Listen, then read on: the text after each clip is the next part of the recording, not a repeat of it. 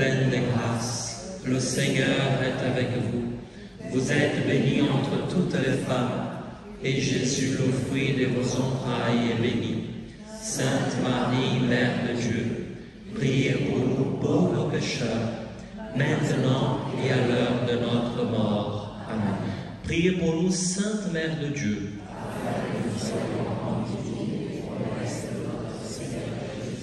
Au nom du Père, du Fils et du Saint-Esprit. Et voilà, je vous invite à prendre le dessin, encore une fois, là, le dessin sur les maladies de l'âme, le dessin sur l'âme. Donc là, vous avez au milieu l'intelligence. Alors, quand j'ai mis l'intelligence au milieu, ben, cela ne signifie pas qu'elle est au milieu de l'âme, hein, c'est-à-dire qu'elles sont toutes mélangées. J'ai mis à l'intérieur parce que le péché commence avec l'intelligence, selon les pères de l'Église. Vous comprenez? C'est pour cela qu'elle est à l'intérieur. Mais toutes ces facultés, ces capacités que Dieu nous a données, les puissances, elles sont mélangées en nous. C'est-à-dire, c'est notre âme, hein, elles sont toutes mélangées en nous. Et en s'attirant les unes aux autres. Alors, d'abord, nous avons l'intelligence, l'irascibilité, comme vous le savez, qui défend l'intelligence pour qu'elle puisse faire un bon choix. Après, nous avons la volonté et la liberté, dont nous avons parlé il y a quelques instants. Et puis, nous avons la mémoire. Alors, comme je vous ai expliqué à la première rencontre, quand l'intelligence est atteinte par le mal, nous avons, on va dire, un effet domino.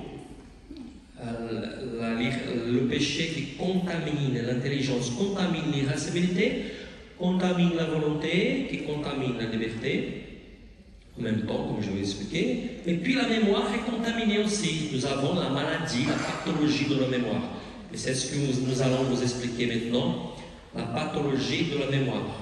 D'accord? Donc la mémoire est une faculté de l'âme. Et ce n'est pas l'imagination. Dans la prochaine soirée, nous allons vous parler sur l'imagination.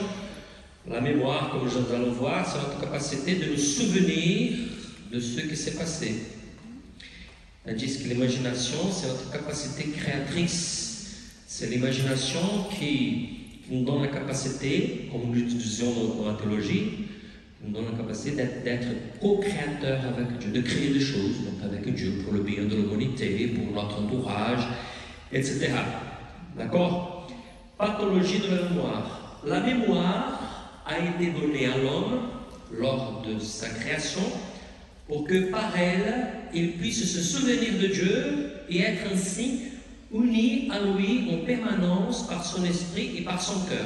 Pourquoi Dieu a-t-il créé la mémoire? La réponse est là. Pour qu'il puisse se rappeler de Dieu en permanence et être ainsi uni à lui par son esprit et par son cœur. Donc d'abord, c'est pour cela. Parce que peut-être vous pouvez me dire, mon père, mais de mon travail, j'ai besoin de me rappeler des choses que j'ai apprises à la fac, etc.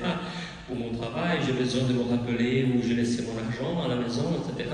Donc sinon, je n'ai plus l'argent pour les courses, vous comprenez? Il faut que je me rappelle où j'ai laissé ma carte bancaire, etc. Bien sûr que la mémoire était faite pour ces choses-là aussi, pour les études, etc. Par exemple, là, je suis en train de vous donner le cours, bien sûr que, voilà, là, ce sont des choses de Dieu, bien entendu. Mais vous comprenez, donc la mémoire a été faite aussi pour cela. Mais d'abord, elle a été créée, comme nous venons de lire, pour que nous puissions nous rappeler de Dieu et être unis à lui en permanence. C'est ce que nous dit Grégoire des Nazianges. C'est celui qui a été, on va dire, le dirigeant du premier concile de Constantinople, l'ami de Saint Basile de Césarée, un père cappadocien. Nous devons nous souvenir de Dieu plus souvent que nous ne respirons. C'est beau, n'est-ce pas? Et si on peut dire, nous ne devons rien faire d'autre que cela. Il exagère un peu, c'était un père de désert. Grégoire des Nazianges, il était un père de désert. D'ailleurs, il est devenu évêque. Après, il a quitté son diocèse, il ne pouvait pas. C'était pas un homme actif, c'était contemplatif. Il a fini sa vie dans le désert. Il est resté très peu de temps donc, dans son diocèse. Il est parti au désert. Donc, nous devons nous souvenir de Dieu plus souvent que nous le respirons. Et si l'on peut dire, nous ne devons rien faire d'autre que cela. Bien sûr que les moines ne font d'autre chose que ça. Quand même, les moines, je pense qu'ils se rappellent aussi des choses. Ils essayent de se rappeler aussi où ils ont mis les choses, etc., comme je vous ai expliqué. Mais d'abord, bien sûr, c'est ce qu'ils font quand ils partent au désert. Premièrement, le souvenir de Dieu implique le souvenir des commandements de Dieu et des enseignements de Christ. Pourquoi Dieu a-t-il créé la mémoire? Pour que nous puissions nous souvenir tout d'abord des commandements de Dieu et des enseignements de Christ. Que nous puissions utiliser notre mémoire. C'est comme ça que vous vous rappelez, qu'est-ce que Jésus dit? Je suis en train de faire un choix. Alors, quel choix? Vous voyez que tout est lié. Pour faire le choix, qu'est-ce que je vais faire? On se rappelle que Jésus de l'Évangile dit ceci ou cela. On se rappelle du 4e commandement. Donc, et là, nous faisons vos choix grâce au souvenir des commandements, au souvenir des enseignements de Christ. Donc, la mémoire a été donnée d'abord pour nous souvenir des commandements et pour nous souvenir des enseignements de Christ. Deuxièmement, la santé de la mémoire implique aussi le souvenir des bienfaits de Dieu, à travers lequel l'homme peut vivre en action de grâce, produisant la prière continuelle. Voilà, la mémoire a été créée aussi pour que nous puissions nous souvenir des bienfaits de Dieu. Est-ce que vous avez cette habitude? Je vous pose la question que je vous pose, je la pose aussi à moi. Parce que, est-ce que nous nous rappelons? Parce que souvent nous oublions. Donc, nous oublions très souvent des choses que Dieu nous a données pour nous rappeler des choses qu'il ne nous a pas encore données. Normalement, nous sommes comme ça. Mais il faut que nous apprenions à nous rappeler des bienfaits de Dieu. D'abord, du bienfait de la vie. Dieu nous a donné la vie. Combien des épreuves nous avons eues dans notre vie et combien des fois Dieu était là, combien des fois il nous envoyait des personnes pour nous aider, pour nous soutenir. Et voilà, il faut que ce souvenir de Dieu produise en nous la louange. Cela est très important pour notre charisme. Donc, nous qui sommes salvistes, normalement, donc nous devons vivre la louange. Et souvent, dans nos prières, nous sommes en train de dire merci Seigneur pour ceci, merci pour cela, merci pour ce que tu es, etc. Voilà, c'est grâce à la mémoire que nous prions vivre dans la louange de Dieu.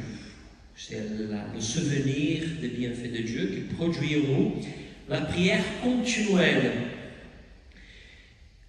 Voilà ce que nous dit saint Marc le moine, qui est un père du 5e siècle de l'Orient, et un saint de l'Église orthodoxe.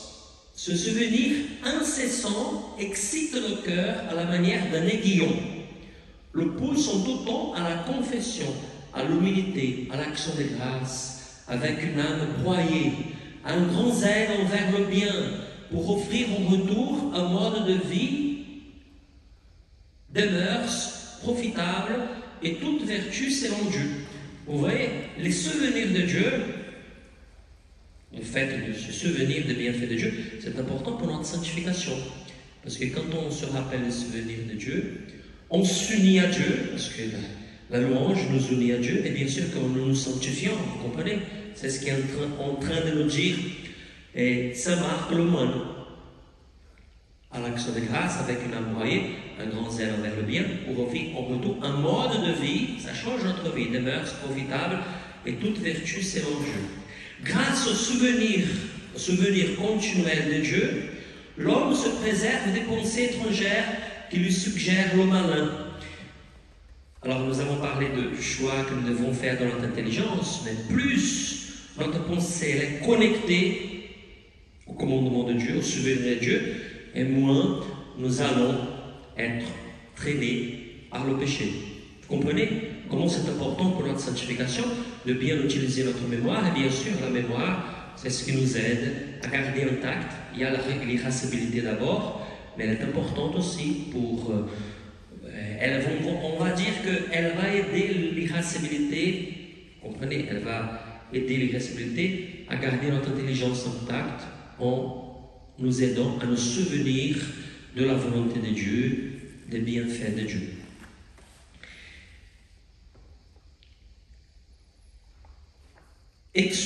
Je lis la phrase tout entière. Grâce au souvenir continuel de Dieu, l'homme se préserve des pensées étrangères qui lui suggèrent le malin, excluant toute pensée mauvaise et ne permet à aucune disposition du mal de se manifester. Une mémoire qui agit de cette manière est en pleine santé. Quand est-ce que votre mémoire est en pleine santé?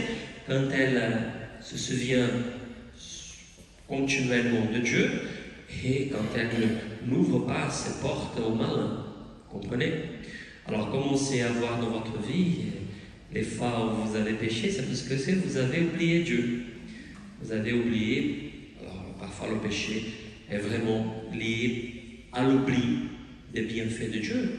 On commence à être révolté contre Dieu parce que nous avons demandé à Dieu ceci et cela et nous n'avons pas eu de réponse. Vous comprenez? Donc c'est au moment où nous oublions Dieu que le péché se manifeste. Au contraire, quand notre mémoire est saine, quand nous n'oublions pas Dieu, bien sûr que le péché ne trouve pas d'issue en nous. Vous comprenez? Voilà. Alors c'est très important parce que peut-être que nous n'avons pas la pratique de la mémoire de Dieu. Ça c'est important tous les jours. Et comment nous faisons cela? Comment se rappeler de Dieu? Alors bien sûr qu'on peut se rappeler de Dieu en marchant dans la nature, en regardant le soleil, en disant merci Seigneur pour les dons de la création, etc. Et c'est important d'avoir l'habitude, par exemple, de lire un bon livre qui nous parle de Dieu, de lire la Bible. Aujourd'hui, avec Internet, nous avons, vous savez, des musiques pour écouter en voiture, etc. Nous avons aussi des belles vidéos où il y a des instruments par rapport à la vie chrétienne, par rapport à la doctrine de l'Église, etc. Donc aujourd'hui, nous avons là, avec notre portable, un bon moyen pour pouvoir nous souvenir de Dieu. Bien sûr que c'est impossible, on va dire, de se rappeler de Dieu à chaque seconde, etc. Donc, mais ce que les pères de l'Église voulaient dire par rapport à la prière continuelle, ce n'est pas qu'il faut se rappeler de Dieu tout le temps. Par exemple, vous êtes en train de faire la cuisine, vous dites, oh, il faut que je me rappelle de Dieu, je ne vais plus faire la cuisine. Non, attention. Donc, vous allez, il va se produire un grand accident chez vous aussi. Vous ne faites pas. Un curé qu'on a bien connu qui était marié à faire la cuisine, il disait, quand je fais la cuisine, je prie. Ah, mais très bien. Et c'est bien cela, ça veut dire la prière continuelle veut dire qu'il faut que, quoi qu'on fasse, il faut toujours être dans la présence de Dieu. Parce que la prière, vous savez, vous priez, alors je pense que le Père Bonny vous a, avec le livre qu'il écrit, vous a beaucoup parlé pour la prière, je n'ai pas besoin de vous dire grand-chose là, parce que je vais vous dire, je vous ai déjà dit. Mais la prière, c'est quoi?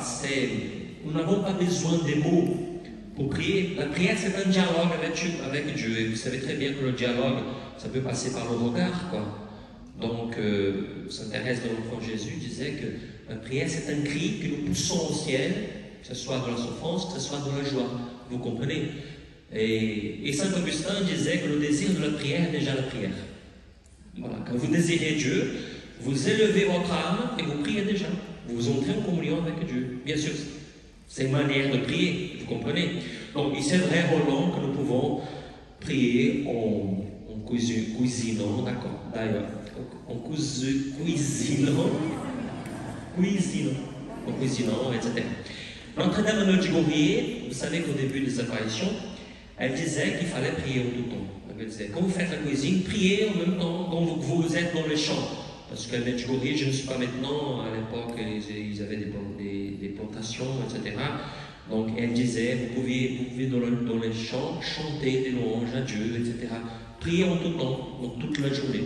Moi, j'ai l'habitude de prier en voiture. Vous savez, à São Paulo, les prêtres savent très bien que São Paulo, c'est une grande ville. De notre séminaire au centre-ville, il y en a qui ont connu notre séminaire, là, qui savent que c'est 32 km jusqu'au centre-ville. Et parfois, on peut mettre 2 heures, 2 heures et demie, 3 heures pour arriver au centre-ville, à cause de l'embouteillage. Et qu'est-ce que je fais quand je pars? Je prie le chapelet, donc je profite du rosaire dans la voiture, en voiture. Alors, je n'ai pas le chapelet, parce que si je prends le chapelet, je vais tuer les gens, je risque de tuer les gens. Et qu'est-ce que je fais? Je prie dans mes doigts. J'ai 10 doigts, c'est une dizaine, et voilà, j'ai une tête. Après, je fais comme ça. Je vous salue Marie, votre Père, et Jésus, et voilà, que je dis mon chapelet. Et voilà, avec d'autres manières, le chant, etc. Donc, on peut toujours vivre en harmonie avec Dieu. Quand la mémoire est utilisée pour le péché, elle agit contre nature et devient malade. Donc la mémoire n'a pas été utilisée pour le péché. Hein. Vous savez que nous pouvons pécher par la mémoire. D'ailleurs, vous savez que nous pouvons, peut-être nous avons confessé un péché, le péché était pardonné. Hein. Mais si vous vous rappelez du péché, et si vous en tirez plaisir encore, vous péchez à nouveau. Ce n'est pas le même péché, hein, c'est le péché des pensées. Donc il faut faire attention, parce que la tentation est grande, surtout le péché de la chair. Hein, on va dire, c'est un péché, mais c'est bon, quoi, ça donne du plaisir, vous comprenez. Il faut faire attention, le péché qu'on a commis, bien sûr, on se souvient de lui, et quand on voit qu'on commence à en tirer profit, il faut dire non. À cette époque, je ne savais pas ce que je faisais de ma vie, je péchais avec quelqu'un qui n'était pas mon mari, n'était pas ma femme. Vous comprenez, on demande pardon à Dieu, on prie pour la personne, on change la tentation qui vient par la mémoire en prière de demande de pardon, en prière pour les personnes avec qui on a péché, etc. Vous comprenez? Donc c'est un moyen que nous avons pour, au moment où nous utilisons la mémoire pour le péché, pour, on va dire, retourner la table, je ne sais pas si c'est comme ça. Hein? Contourner la table. Contourner la table. Voilà. Donc, sa maladie, la maladie de la mémoire, quand elle est utilisée pour le péché, ça veut dire que notre mémoire, elle est malade. Sa maladie consiste en une perversion. Je vous ai parlé de perversion, ça veut dire que pour comprendre les maladies spirituelles, il faut que nous disions toujours le mot perversion, parce que c'est ce que disent les pères de l'Église. Les maladies, les pathologies de l'âme sont liées aux perversions, c'est-à-dire elles ont but, et puis, voilà, l'homme est perverti la finalité, en une inversion de son activité. Dans son état normal, on va dire au paradis, la nature humaine se sert de la mémoire pour se souvenir de Dieu et du bien. Ou utilisée pour le péché et seulement pour la réalité sensible, la mémoire devient oublieuse de Dieu et se trouve aliénée. Vous savez ce que veut dire le mot aliéné? Ailleurs, voilà. Non, c'est pas ailleurs. On va dire que... Oui, mais là c'est dans le sens, ça veut dire ça vient du mot grec qui dit... non, mais c'est ce que veut dire... Ah non, là ce que veut dire le texte, c'est qu'aliénée, ça veut dire qu'elle vit une réalité pour laquelle elle n'a pas été créée. Vous comprenez? Aliénée. Une personne aliénée, ça veut dire qu'elle est un peu hors de la réalité, quoi. Vous comprenez? Elle est hors de sa réalité. Ça vient de alos en grec, n'est-ce pas? Alos, ça veut dire ailleurs, ça veut dire c'est pour ça que je dis ailleurs, parce que ça vient aliéné, ça vient de alos en grec, c'est ailleurs, ça veut dire elle est hors de sa réalité, quoi. Une première, vous comprenez? C'est dans ce sens-là qu'elle est aliénée. Comme une personne aliénée, hein, c'est une personne aliénée, c'est une personne un peu malade, quoi, schizophrène, vous comprenez? Ça veut dire que notre mémoire, quand elle n'agit pas pour se souvenir de Dieu, quand elle n'agit que pour le péché, elle est un peu schizophrène. Vous comprenez? C'est ce que veut dire le mot aliéné. Et dans une activité qui lui est étrangère et connaît l'asphyxie et la mort spirituelle. Voilà comment on meurt spirituellement. Nous ne nous souvenons plus de Dieu. L'ignorance de Dieu, vous savez, c'est une maladie. Et voilà, nous oublions Dieu et nous allons vers le péché. C'est l'asphyxie spirituelle, c'est l'étouffement. Et voilà ce qu'il dit, c'est très beau ça, Isaac de Ninive. Ce qui arrive au poisson quand il est sorti de l'eau, arrive à l'esprit quand il est sorti de la mémoire de Dieu et se disperse dans la mémoire du monde. Voilà. Si simple que ça, hein? Si simple que ça. Ce qui arrive au poisson quand il sort de l'eau, qu'est-ce qui lui arrive? Il meurt. Quand nous sortons de la pensée de Dieu, nous mourrons aussi. Hein. C'est pour nous tous, que ce soit pour nous les prêtres, que ce soit pour le pape. Ça veut dire si nous sortons, si nous quittons le souvenir de Dieu, si nous n'avons plus le souvenir de Dieu, nous sommes comme un poisson qui est en train de mourir. D'accord? C'est très important que, comme je vous ai dit au début de ce cours, ce que nous apprenons aussi, il faut pratiquer. Ça veut dire dans la journée, même si vous faites des choses, si vous allez au mer, etc., il faut que nous apprenions à nous souvenir de Dieu. Nous pouvons parler de tout, etc., mais souvent nous rappeler que nous sommes en Dieu, que nous devons faire la volonté de Dieu, etc. Ça c'est très important pour ne pas laisser le péché entrer. Vous comprenez? Donc il y a une phrase, je ne sais pas si les prêtres peuvent dire de qui c'est, parce qu'il y a toujours une discussion. Hein.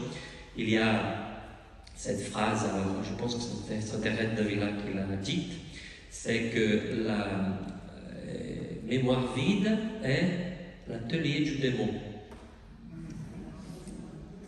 Vous savez qui a dit cette phrase? Souvent il y a une discussion et on dit que c'est Thérèse d'Avila, etc. Mais la mémoire vide est atelier du démon. Il peut travailler, vous comprenez? Vous laissez votre mémoire vide. Ça veut dire, on peut dire penser, je ne sais pas comment c'est la tradition, mais c'est Saint Thérèse d'Avila qui disait, il y a plusieurs qui disent que je ne sais jamais, j'ai déjà cherché pour voir qui disait cela, donc on dit que c'est mais Saint Thérèse d'Avila, je sais qu'elle le dit.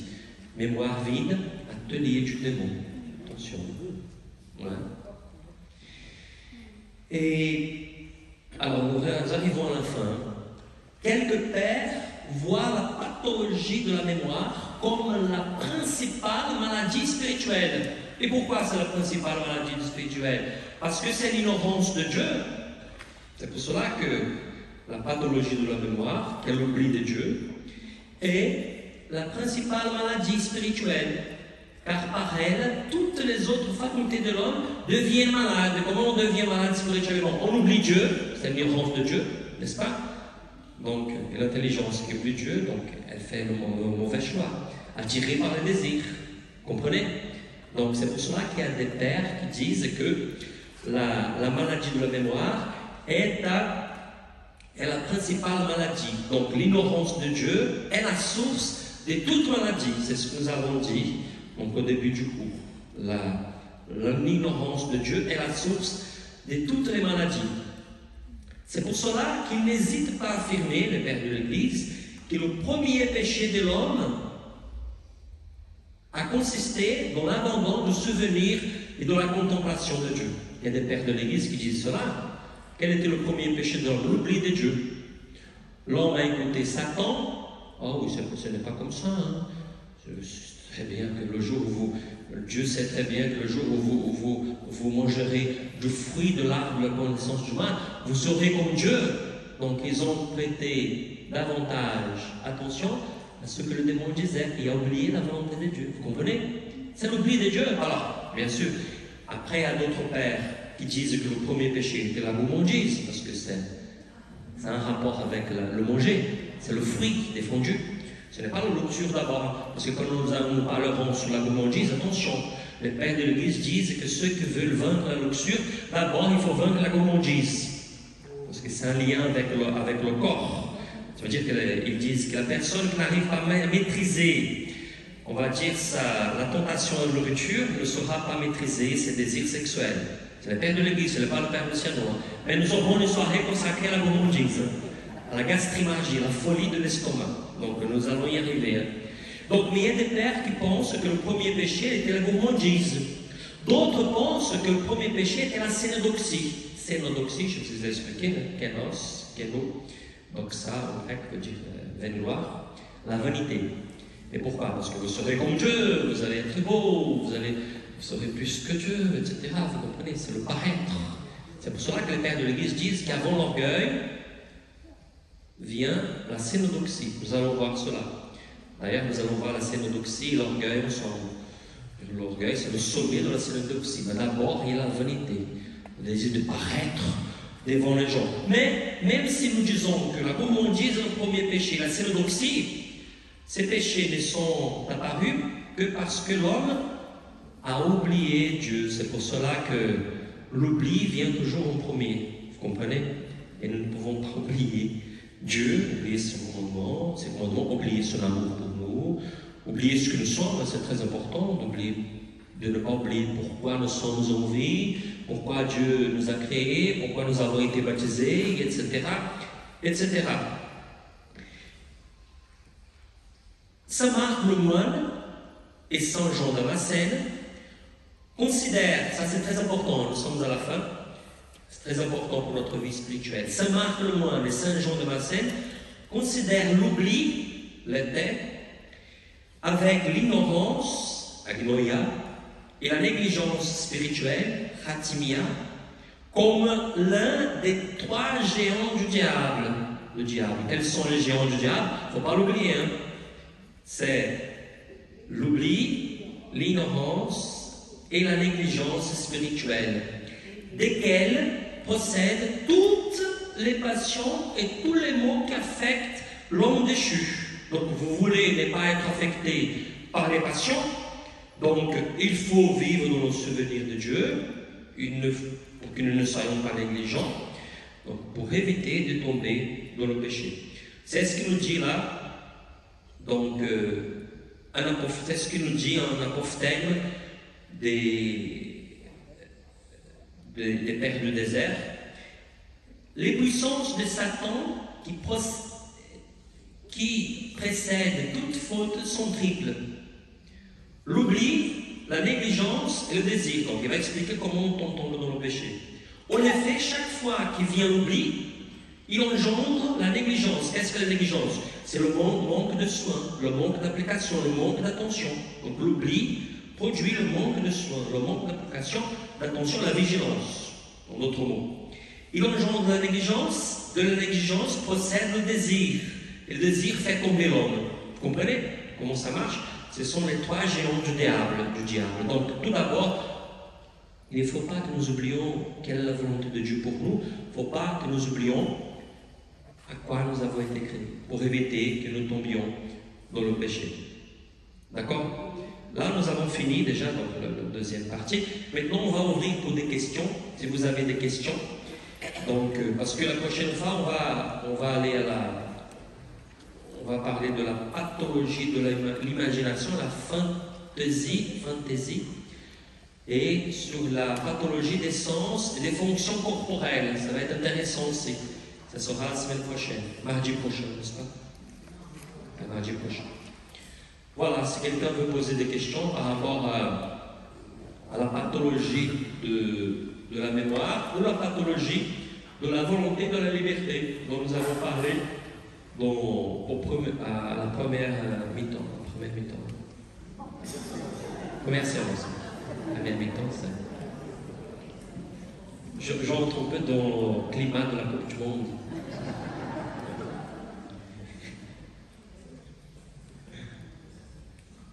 Alors, des questions?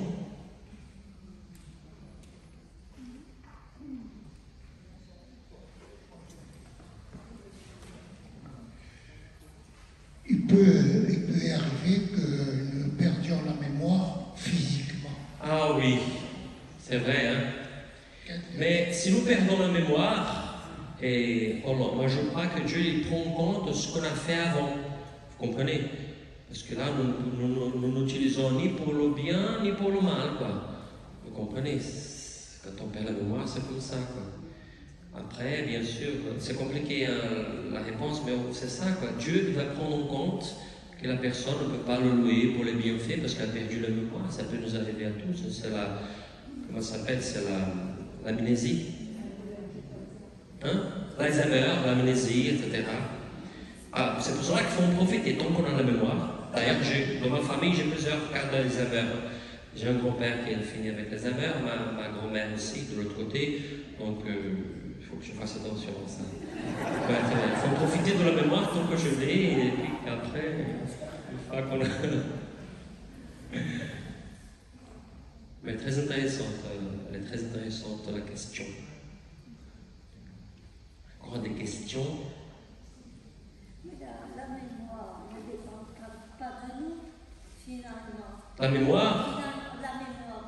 Et on accuse les gens par leur mémoire, souvent on les définit par leur mémoire. Oui, mais attention, comme je vous ai dit, la mémoire, c'est la capacité que Dieu nous a donnée de nous souvenir de ce qui s'est passé, des bienfaits de Dieu, des commandements de Dieu, etc. Mais le choix est fait par l'intelligence. La mémoire, vous savez, elle est dans le mécanisme de l'intelligence, du choix, de la raison.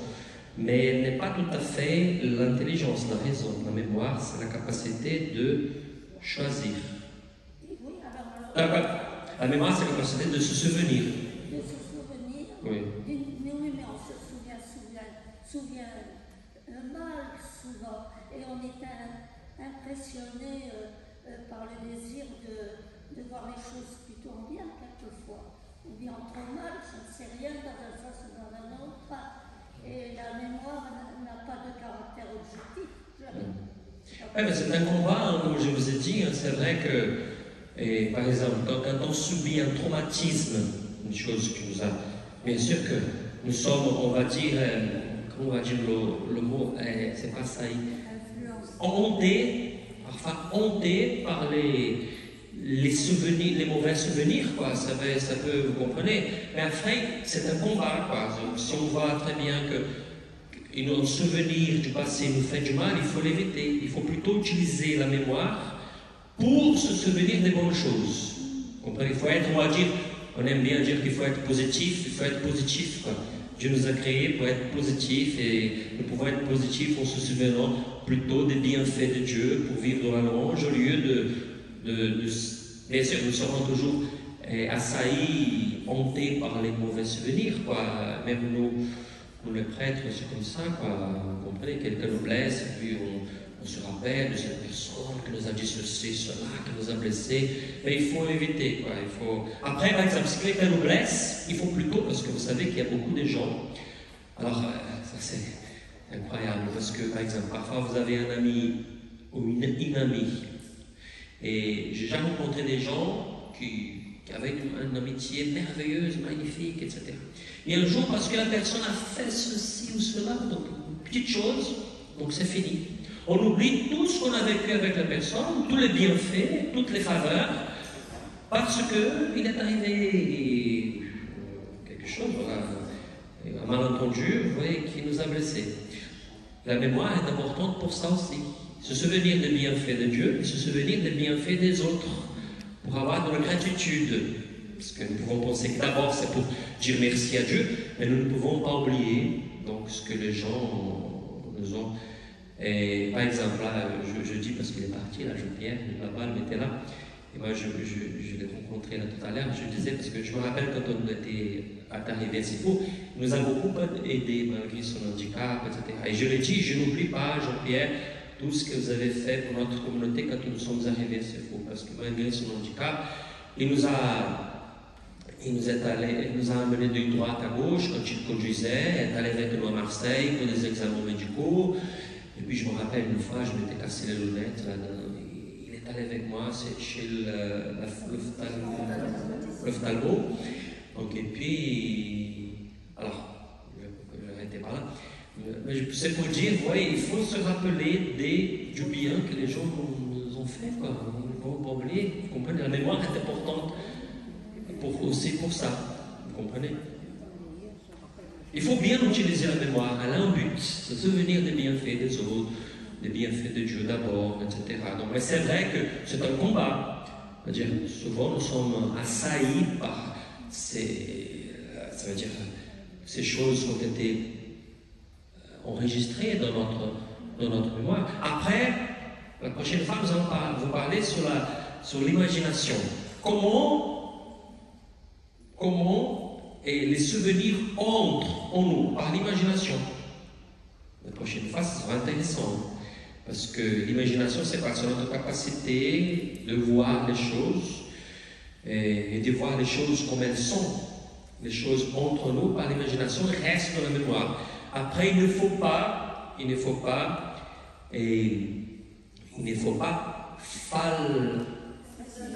falsifier ce qu'on voit. Parce que souvent, c'est ça.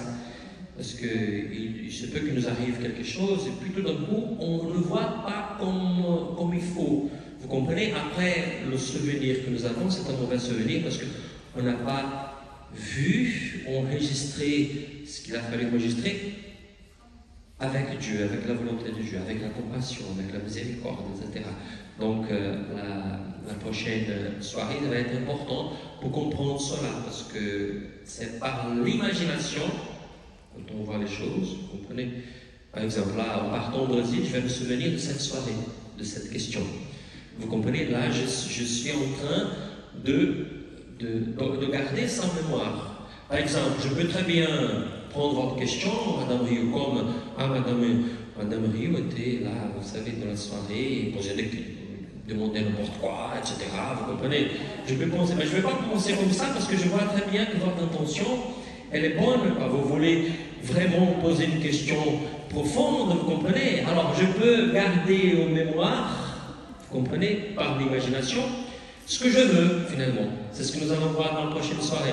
Vous comprenez? Mais là je prends en bien quoi, votre question, donc voilà, elle a voulu vraiment. Je peux mal interpréter, vous comprenez? Et souvent, donc souvent nous portons mauvais jugement sur les choses parce que nous ne voyons pas comme il faut. Ça, c'est une conséquence du péché aussi, originel. L'homme, après le péché originel, ne voit pas les choses comme elles doivent être vues. Parfois, il donne trop de valeur aux choses, ou parfois moins de valeur, parce qu'il ne voit pas les choses comme Dieu les voit.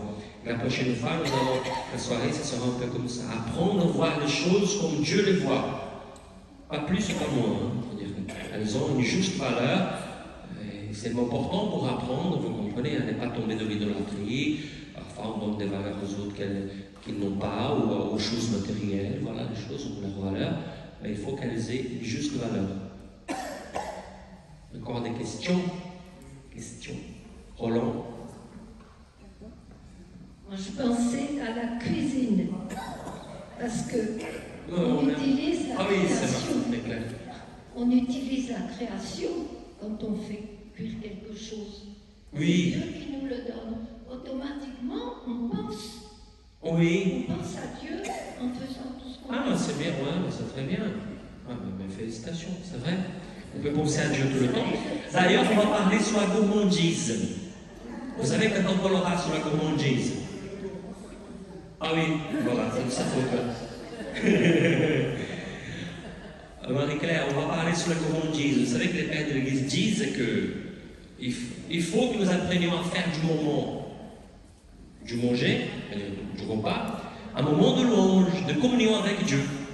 Vous comprenez? C'est bien cela, se dire là, on peut faire la cuisine, la table peut être un lieu de louange, parce qu'on pense au bien de la création, qui sont venus de la terre, et pour que cela poussait grâce au soleil, grâce à la pluie que Dieu a créée. Donc c'est le travail des hommes qui a fait que cela vienne sur notre table. Donc c'est l'intelligence de l'homme qui a transformé tout ça, qui a mis dans le supermarché. Vous comprenez? Nous pouvons bien sûr faire de tout cela un moment de louange. Donc c'est important. Vous voyez que les sujets sont liés, c'est-à-dire la mémoire, la faculté de mémoire, elle va nous aider à vivre, à vaincre la gourmandise aussi. Vous comprenez? Tout est lié. Les facultés, ça veut dire elles s'attirent les unes les autres, comme les passions s'attirent les unes les autres. Quand nous parlerons sur les passions, et Saint-Grégoire de Nice va dire que la passion est comme une chaîne. Quand vous tirez, comment ça s'appelle, les anneaux de la chaîne, les maillons de la chaîne. Quand vous tirez un maillon, et les autres qui viennent avec. Vous comprenez? Parce qu'il faut vaincre toutes les passions. Si vous laissez une passion, elle va tirer une autre passion. C'est-à-dire qu'on ne peut pas tirer une chaîne, donc quand on tire un maillon, les autres viennent avec. Encore des questions? Questions?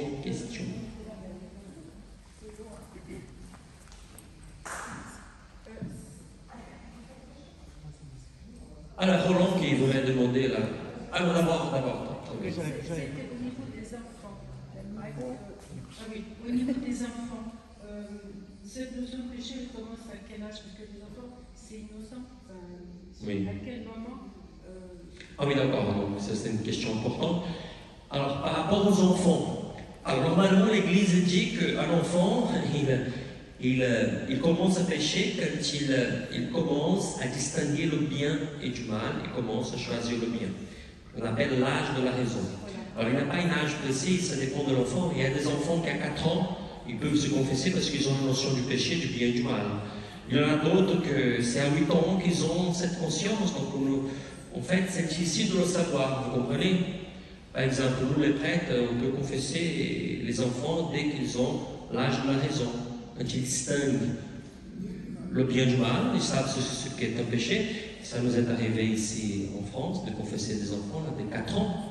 Parce qu'ils ont la conscience, ils ont été bien élevés par leurs parents. Et à 4 ans, ils savent bien, Sainte Thérèse de l'Enfant Jésus, c'est comme ça.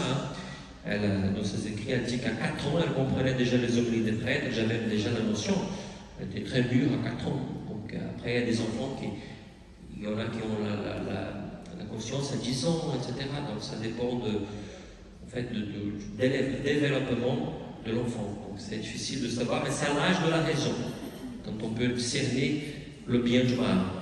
Ça veut dire que quand on pense au péché de l'enfance, parce que souvent quand on est petit on peut pécher aussi, ou pas plusieurs péchés, donc on pêche, nous avons péché quand nous étions enfants, si nous avions la conscience du bien et du mal. Sinon, c'est simplement une réaction comme ça. Un enfant de 2 ans, 3 ans peut tomber par terre, faire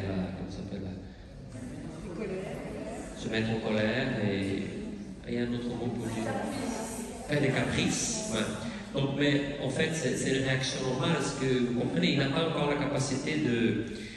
Mais c'est à l'âge de la raison. D'accord? À l'âge des raisons ou de la raison? L'âge de raison. Roland? Oui, une question. Est-ce que pardonner, c'est oublier? Non, pas du tout. C'est important cette question, hein, parce que beaucoup de gens pensent que pardonner, c'est oublier. On ne peut pas oublier les choses que les gens ont faites. Mais pardonner, ça veut dire que ce n'est plus garder des rancunes. C'est changer les sentiments. Donc, on va parler sur cela, parce qu'on va parler sur la colère, donc les plusieurs sortes de colère, la rancune, etc. Et pardonner, quand j'oublie le verbe grec qu'on utilise pour pardon, vous vous rappelez, Madame Rio, professeur de grec, le verbe grec qu'on utilise pour le pardon, c'est dans les évangiles. Ça veut dire, c'est libérer, vous comprenez? Parce que la personne qui ne pardonne pas, c'est la personne, on va dire, qui se souvient de l'offense avec un certain sentiment de vengeance, un certain sentiment de rancune. Elle garde un sentiment de rancune. Tandis qu'on peut voir la blessure, mais ce n'est pas le manque de pardon, parce qu'on peut être blessé, mais la blessure n'est pas le manque de pardon. On peut vraiment dire, voilà, cette personne est pécheresse comme moi, elle a pu faire ce qu'elle a fait parce qu'elle n'est pas Dieu, vous comprenez? Donc c'est Dieu qui va la juger. Moi, je ne veux pas garder de rancune, parce que je t'ai fait par l'amour. Je suis blessé, oui, mais la rancune, non, la vengeance, non. Vous comprenez? Donc, je me rappelle de ce que la personne a fait, mais avec compassion, avec miséricorde, en disant, voilà, la personne ne savait pas ce qu'elle faisait, ou elle savait ce qu'elle faisait, mais peut-être qu'elle n'était pas dans l'amour, elle n'a pas appris ce qui nous sommes sur cette terre pour aimer, etc.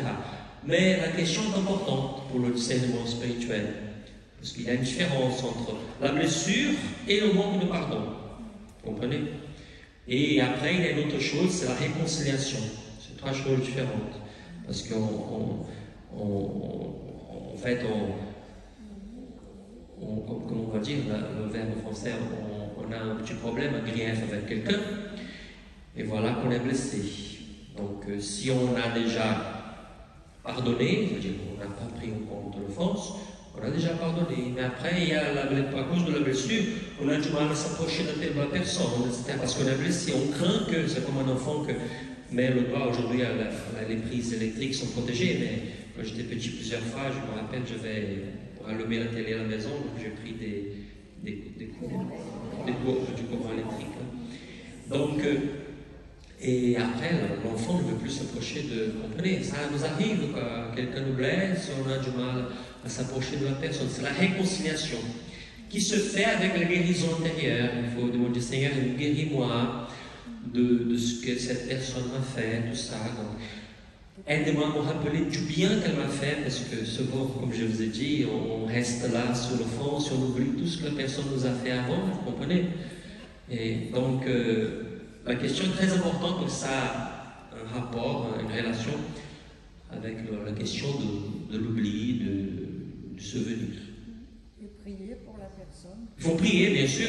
C'est ce que Jésus nous dit dans l'Évangile, hein. Prier pour ceux qui vous persécutent, ceux qui vous font du mal, pour que vous soyez des vrais enfants de Dieu, qui fait naître son soleil pour les bons, pour les mauvais, tous les jours, etc. Une personne qui est catholique et qui se convertit à une autre religion. Qui se convertit ailleurs, comment? Une autre religion, admettons, un coup, elle est musulmane et il accepte la religion de sa femme, qui se convertit. Je n'ai pas compris la question. Une personne qui est catholique et qui se convertit à une autre religion, oublie Dieu. Ah non, mais ça c'est... Elle va se rappeler de Dieu autrement, on va dire comme ça. Vous comprenez? Ben, ça c'est autre chose, donc parce qu'elle peut ne pas troubler Dieu, elle va oublier le Dieu, parce que si c'est une religion chrétienne, elle va oublier le Dieu chrétien. Donc après, elle va se rappeler de Dieu selon la notion que cette religion donne de Dieu. Vous comprenez? La notion change. Elle peut, dans une autre religion, vivre dans le bien aussi. Vous comprenez? Parce que bien sûr, comme je vous ai dit, nous savons cela par la révélation, par le Christ, que l'Église est la voie ordinaire du salut. C'est-à-dire la grâce agit d'une manière particulière dans l'Église. Mais Dieu n'est pas enchaîné au sacrement à l'Église. Il est libre. Il peut agir dans d'autres religions. Le catéchisme de l'Église catholique nous dit que Dieu agit par des manières que nous les connaissons pour sauver les gens. Donc, vous comprenez? Et donc après, il y a des gens qui c'est compliqué la question, mais en fait, elle va se rappeler de Dieu autrement. Vous comprenez?